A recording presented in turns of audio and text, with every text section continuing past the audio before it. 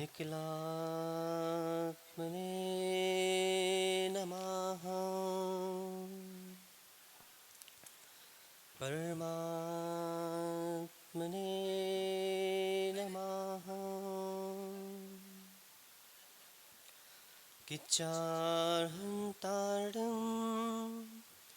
सिद्धार्डं तहडमोगण हराडम् अज्झावै बग्गाडं साहुडं चैव सवेसु सम्यग् दर्शनमूलम् ज्ञानस्कन्दं चरित्रशाखाढ्यं मुनिगणविहिगाकीर्णम् आचार्य महाद्रुमं वन्दे आचार्य महाद्रुमं वन्दे आचार्य महाद्रुमं वन्दे। अनंत अनंत परम सिद्ध भगवान की अष्टम तीर्थेश भगवान चंद्र प्रभु स्वामी की परम पूज्य श्रमणाचार्य गुरुवर 108 श्री विशुद्ध सागर जी मुनि महाराज की अहिंसामय विश्व जैन धर्म की समस्त मुनि संघ की। अहो सिद्धों, सिद्धत्व, स्वात्म साधना, निर्ग्रंथता, तत्व प्रतीति व श्रुत आराधना, जिन जिन जीवों ने तद पंचक्रूप प्रवृत्ति कर ली वे सभी जीव पंचम गति के अन्वेषक बन पंचम गति को प्राप्त हो गए। पंचम गति की प्राप्ति विशुद्धि के अभाव में अभाव रूप है। विशुद्धि की प्राप्ति त्रिशुद्धि के अभाव में अभाव रूप है। इसलिए एक मुमुक्षु जीव, एक भव्य प्राणी प्रतिक्षण मस्तिष्क में सूत्र स्थापित करके तद्रूप क्रिया में प्रवृत्त होता है। वह सूत्र है पहले त्रिशुद्धि और फिर विशुद्धि। आज इस संसार में ऐसा कौन सा प्राणी नहीं है जिसकी विशुद्धि की अभिलाषा नहीं है, विशुद्धि प्राप्त करना चाहता है। आज जितने भी जीव पंचकल्याण प्रतिष्ठा महोत्सव चल रहा है, इंद्र इंद्राणी जो बने हैं, निर्ग्रंथों की आराधना जो कर रहे हैं, देव शास्त्र गुरु की जो आराधना कर रहे हैं, जितने भी धर्म अनुष्ठान है, उन धर्म अनुष्ठान का अगर साध्यभूत लक्ष्य कोई है तो वो आत्मनुष्ठान में लीन होना है। आत्मनुष्ठान निष्ठस्य। धर्म अनुष्ठान और आत्म अनुष्ठान, इसके मध्य में जो सोपान है जो हमें उस आत्म अनुष्ठान की ओर अग्रसर करेगा, उसका नाम है विशुद्धि। महाराज विशुद्धि की प्राप्ति नहीं हो रही, महाराज विशुद्धि की प्राप्ति नहीं हो रही है। भैया, विशुद्धि के पीछे नहीं दौड़ो, त्रिशुद्धि के पीछे दौड़ो, विशुद्धि की प्राप्ति सहज ही हो जाएगी। त्रिशुद्धि से तात्पर्य है मन शुद्धि, वचन शुद्धि और काय शुद्धि। और मेरा तो व्यक्तिगत ये अनुभव है कि ना ही त्रिशुद्धि के पीछे दौड़ो, ना ही विशुद्धि के पीछे दौड़ो, विशुद्ध के पीछे दौड़ो, सब प्राप्ति सहज होने वाली। विशुद्धि की प्राप्ति बिना विशुद्ध के प्राप्ति के 3 काल में संभव नहीं है। इसलिए हम जैसे पक्षियों ने मुनिगण विहिगा किरणा आचार्य महाद्रुमम वंदे, आचार्य रूपी महावृक्ष पर हम जैसे मुनिगण रूपी पक्षी जब वहां पर विचरण करते हैं, उनका मूल उद्देश्य, उन्होंने जब ये तत्व निर्णय किया कि भैया विशुद्धि घर पे बैठकर प्राप्त होने वाली नहीं है, विशुद्धि तो विशुद्ध से मिलकर ही प्राप्त होगी, इसमें शंका नहीं। यह ब्रजपुर नगरिया कल तक कौन सी नगरी थी?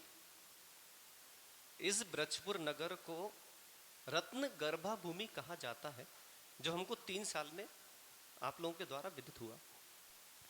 कल तक ये ब्रजपुर नगरिया रत्न गर्भा भूमि थी, और कल जो दृश्य देखा उससे ये रत्न गर्भा बदलकर ये रत्नत्रय गर्भा भूमि हो चुकी है। जो हमारे मध्य आराध्य विराजे हैं, ऐसे हमारे इष्ट देवता गुरु विशुद्ध हैं। कैसे है गुरु विशुद्ध? क्या कभी चिंतन किया? अकेले आचार्य श्री की आराधना करने से ही मोक्ष की प्राप्ति नहीं होगी।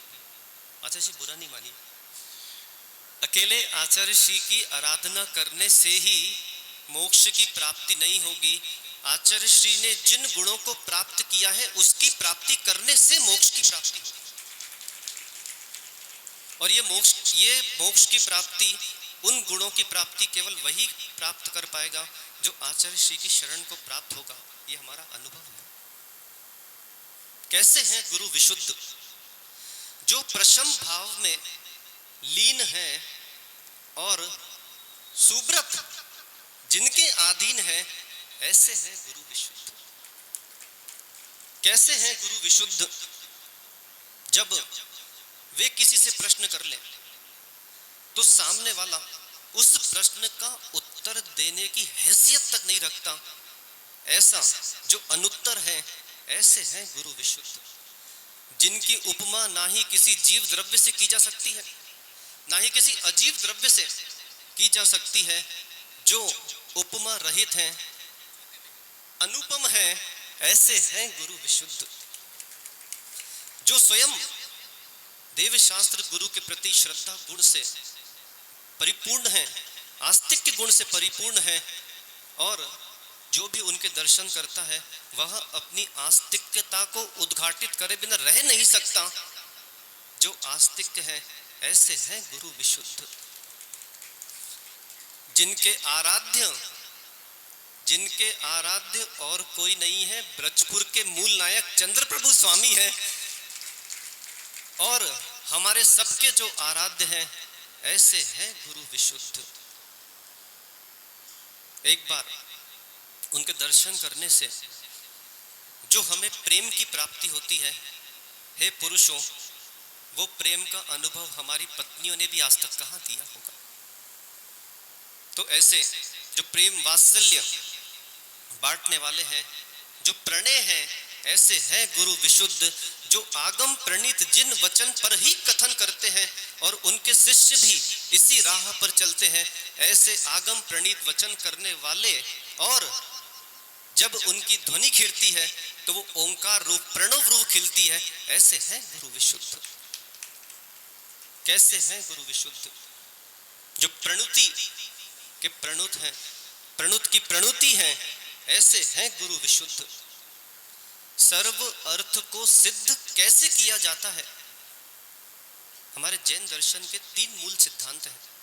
चर्या में अहिंसा, दृष्टि में अनेकांतवाद और वाणी में स्यादवाद। प्रत्येक सिद्धांत के सर्व अर्थों की सिद्धि इन तीनों को लगाकर कैसे किया जाता है, यह अगर कला सीखना है तो गुरु विशुद्ध से कला सीखना चाहिए है। ऐसे सर्व अर्थों की सिद्धि करने वाले सर्वार्थ जो हैं, ऐसे हैं गुरु विशुद्ध। उनका मुखमंडल देख के जो साम्यता टपकती है, वो तो अच्छा हुआ कि साम्यता का कोई पदार्थ नहीं है। अगर साम्यता का कोई पदार्थ होता और कहीं वो साम्यता टपकती होती तो आज कटोरे वालों की लाइन लगी होती पूरे पंचकर्णक प्रतिष्ठा महोत्सव। तो जो साम्य भाव में लीन है और समत्व भाव जिनके हृदय में समाहित है, ऐसे साम्य समत्व भाव सहित जो है, ऐसे हैं गुरु विशुद्ध। जिनका साध्य मोक्ष की प्राप्ति है और हम अनुयायियों का साध्य स्वयं वो हैं, ऐसे साध्य हैं गुरु विशुद्ध। जिनका संकल्प दृढ़ संकल्प है, ऐसे सौम्य मूर्ति है गुरु विशुद्ध।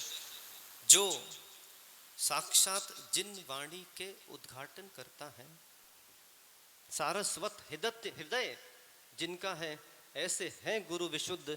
संजयंत और जो स्वयं प्रमत्त संयत गुणस्थान में आने वाले हैं, ऐसे संयत हैं गुरु विशुद्ध। साक्ष्य जिनके दर्शन होकर विशुद्धि की प्राप्ति होती है, ऐसे हैं गुरु विशुद्ध। यश के जो सम्राट हैं, यशोधर हैं, ऐसे हैं गुरु विशुद्ध जो अपने आप में योग्य हैं, यतियों के इंद्र हैं, ऐसे योग्य हैं, यतेंद्र हैं, ऐसे जिन्होंने मोक्ष मार्ग प्राप्ति का यत्न किया और हम उनको देखकर यत्न कर रहे हैं, ऐसे हैं गुरु विशुद्ध जो स्वयं निर्ग्रंथ हैं और वस्त्रधारियों को सग्रंथों को निर्ग्रंथ बनाते हैं, ऐसे हैं गुरु विशुद्ध। मोह जिनको तीव्र है, मोह जिनको तीव्र है, अगर मोह नहीं होता तो इस तरह ज्ञान अर्जन में लीन नहीं होते। जिनको ज्ञान का मोह है और विषय कषाय से जो निर्मोह है, ऐसे हैं गुरु विशुद्ध। संग परिग्रहों से जो विरक्त हैं, ऐसे हैं गुरु विशुद्ध। अब ये मत कहना यहाँ पे कि बोले महाराज दिख ही रहा है कितने ट्रक चल रहे हैं, कितने बोले जिनवाणियां चल रही हैं साथ में। भैया वो परिग्रह नहीं है। परिग्रह तब होता है जब एक लड़का का एक लड़की से ब्याह होता है, दहेज में वॉशिंग मशीन और दुनिया के सामान जाते हैं, उसको बोलते परिग्रह। जो दिगंबर मुनियों के साथ चलते हैं वो परिग्रह नहीं है, वो मोक्ष मार्ग की प्राप्ति के साधन है। उनको परिग्रह संज्ञा देना अज्ञानता है। ऐसे हैं गुरु विशुद्ध जो परिग्रह से रहित हैं, जो निवृत्त हैं, ऐसे है गुरु विशुद्ध। और अंत में जो निर्विकल्प दशा में लीन है, ऐसे हैं गुरु विशुद्ध। ऐसे गुरु विशुद्ध के चरणों में त्रैवार त्रिशुद्धि पूर्वक बंधन करते हैं। हे ब्रजपुर के श्रावकों, मध्य प्रदेश, कर्नाटक, गुजरात, राजस्थान और जहाँ जहाँ से भी श्रावक आए हैं, मेरा जो व्यक्तिगत अनुभव रहा पिछले 10 वर्षों का आचार्य जी के साथ, वो अनुभव मैं आप सबके साथ स्थानांतरित करना चाहता हूँ। उस अनुभव का नाम है विशुद्ध की नहीं मानी। ब्रह्मचारी भैया से भी कहना है, महाराष्ट्र को तो कह नहीं सकते। विशुद्ध की नहीं मानी तो नियम से होगी विशुद्धि की हानि। शंका नहीं करता। विशुद्ध की नहीं मानी तो नियम से होगी विशुद्धि की हानि। और अंत में जिनको विशुद्धि की प्राप्ति करना है, उनसे मेरा बस इतना ही कहना है कि भैया हो रो, नदी के तट पर खड़े होकर तुम गहराई नापना चाहते हो। नदी के तट पर खड़े होकर तुम गहराई नापना चाहते हो। मुझे ये समझ नहीं आता कि तुम क्या चाहते हो। अगर गहराई नापना है तो उस विशुद्धि रूपी नदिया में नीचे डुबकी लगाना पड़ेगी, तभी कार्य हमारा उस विशुद्धि की प्राप्ति का होगा। आचार्य भगवान यहाँ ब्रजपुर नगरिया में पधारे और 3 वर्ष हमें यहाँ पन्ना जिले में हुआ। इस 3 वर्ष में, और अब पन्ना जिले से दाना पानी उठने का समय आ गया है, विदाई की बेला है, 3 दिन का मेला है, प्रत्येक जीव अकेला है। ऐसा पन्ना जिले में जो 3 वर्ष यहाँ पे प्रवास रहा, उस 3 वर्ष का ही अंत बोल लें, मध्य बोल लें, आदि बोल लें। अगर 3 वर्ष का अंत मंगलाचरण, आदि मंगलाचरण, मध्य मंगलाचरण कोई है तो वो आचार्य श्री का शिखर जी से पन्ना जिले की ओर प्रवेश है। बस अंत में एक बात और बोल दूं मैं कि पन्ना जिले के जो लोग हैं, चाहे देवेंद्र नगर हो, पन्ना हो, ककरेटी हो और महेवा हो, ब्रजपुर हो, सभी के मन में ये प्रश्न चल रहा होगा कि क्या आचार्य श्री अभी यहाँ पर निवास करके जगह जगह भ्रमण करेंगे। तो मेरा ये मानना है कि अगर कहीं भोजन में गुलाब जामुन मिल गया तो स्वादिष्ट है, तो गुलाब जामुन एक ही खा के वहाँ से निकल जाना चाहिए है कि 4 खाना चाहिए और 4 जेब में भर के ले जाना चाहिए। हाँ, बिरले ही जैन समाज के अनुयायी हैं जो एक खा के धीरे से निकल जाएंगे। जो एक खाए और 4 पर्दे के पीछे ले जाके दबाए और 4 परिवार वालों को ले जाए, वो जैन कहलाए। ऐसा एक एक दिन के प्रवास से अच्छा है कि अभी यहाँ से संग जाए और पृथक जब अगले साल बाद आए तो 4-4 गुलाब जामुन यहाँ पे प्रत्येक समाज खाए। बस अपने जीवन में एक सूत्र यहाँ से अवश्य मस्तिष्क में रख के जाएं, विशुद्ध की नहीं मानी तो नियम से होगी विशुद्धि की हानि। आचार्य महाद्रुमम वंदे।